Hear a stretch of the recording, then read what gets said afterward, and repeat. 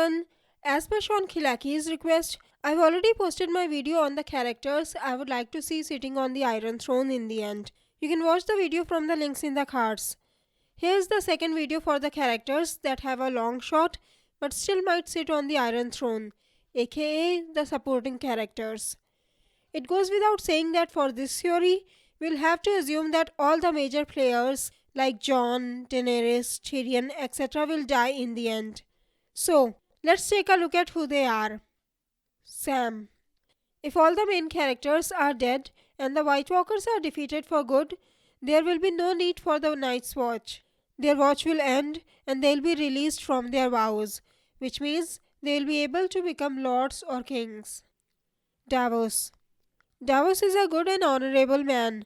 After the War for the Dawn 2.0, Westeros could really use a good man on the throne to help them heal. Even though I said Sam and Davos, I really don't think they have the ability to rule, but since I was talking about the long shot, I had to include them too.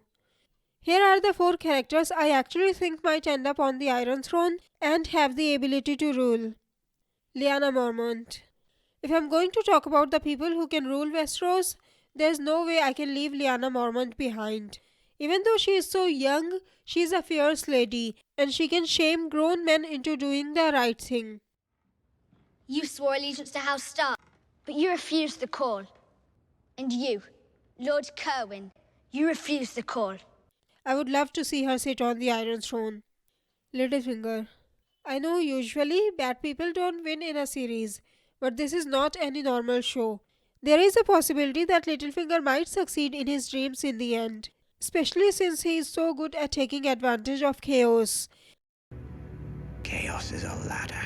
And if the White Walkers do cross the wall, there will be nothing but chaos in Westeros. Varys. I know that in the show, Varys seems completely loyal to Daenerys, but it's the books that makes me doubt his motives. I think I've explained this in one of my videos before, but I'll explain it again.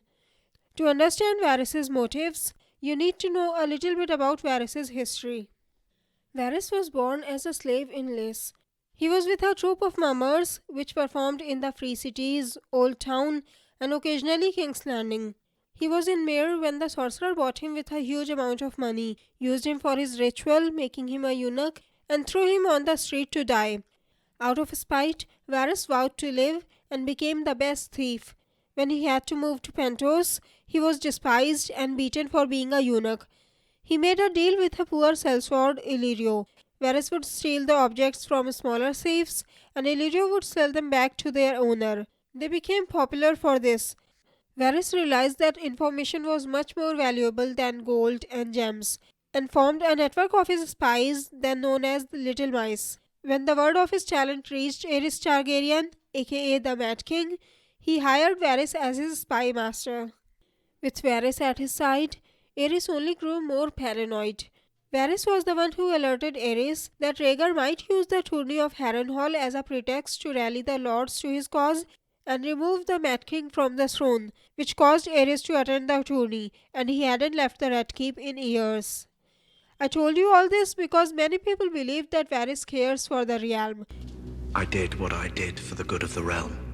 At least that's what he told Ned.